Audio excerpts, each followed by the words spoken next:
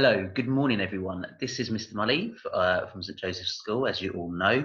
I'm doing another little math lesson for you to help you during this difficult time that we're having at the moment. But I hope you've been enjoying the YouTube videos that have already been posted. And yes, so let's start our lesson.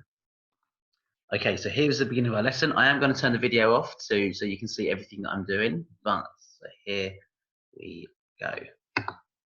So this is to be able to divide a fraction by a whole number. So let me go through the success criteria for you. I can turn the whole number to a fraction. That's really easy to do, and I'll show you how to do that straight away. I can flip the fraction over, and then I can then multiply the fractions together. Okay, so even though it says divide, when we flip that fraction over, we're doing the opposite, the inverse. I'll write that word down, the inverse operation. That's a really key word when we've flipped it over, and I'll explain why. Okay, so let's go through the first question. I'm only going to go through one model today. My first question is 1/2 divided by 3. Now, I'm going to show you this visually if people don't understand how to do it. So let me go through this one visually, start off with before I go through the success criteria. So what I'm going to do, I am going to draw a line down the middle here, if it lets me. Okay, so straight away, I've got two shapes here, 1/2, and I want to divide that into 3. Okay, so I'm going to divide that now straight away into 3 equal, as best as I can,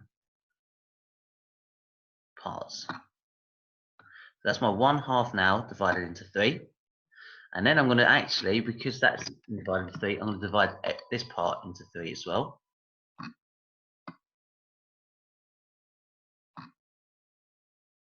2, 3, perfect.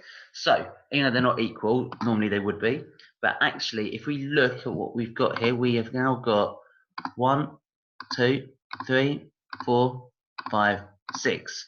Now because we've divided that 1/2 into 3, we've got to find out what that is. So then actually just that part, because it's been divided into 3, so it's been 3 equal parts. So actually the answer already, before we even go, by visually is going to be 1/6.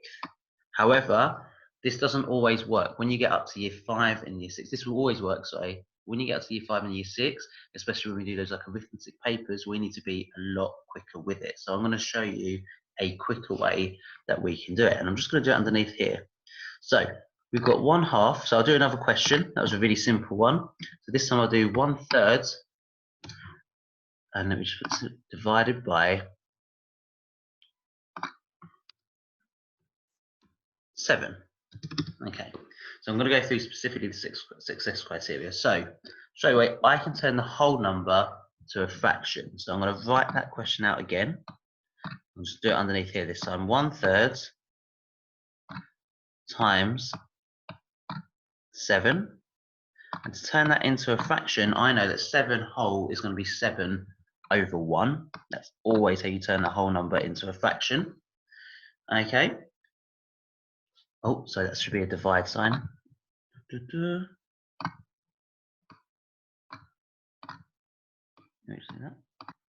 Okay, so that's straight away there. Okay, now I need to turn and flip the fraction over. So the fraction that I'm going to be flipping over is this one. Okay, that's the fraction I'm going to be flipping over. So then it becomes 1/3 and 1/7. Okay, so that fraction's just been flipped over, so the denominator becomes the numerator, and the numerator becomes the denominator. Now, because I flipped this over, remember that key word I said was the inverse operation. Instead of divide now, I'm going to have to multiply. Okay. So now, when I multiply fractions, I have to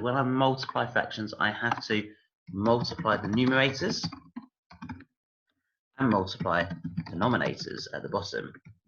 So first one's really easy. 1 times 1 would equal 1, and then 3 times 7 would equal 21. Okay, there's an even quicker way that we can do this if we want to have a try. So I'll just go into my new screen for you, just so we can do it the quicker way.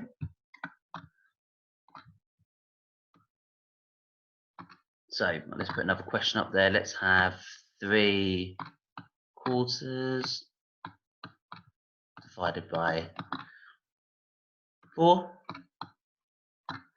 Now, as we saw earlier, we had to turn that into a whole fraction, and then we had to flip it and all that kind of stuff. It takes a little bit longer because obviously, again, when it comes to your Year 6 Stats paper, sometimes you might want to go quicker with it. So the quickest way we can do that is actually we can multiply the whole number and the denominator together. So then it would look just like this. If I write that whole thing down, we can just do 4 times 4, okay, which would equal 3/16.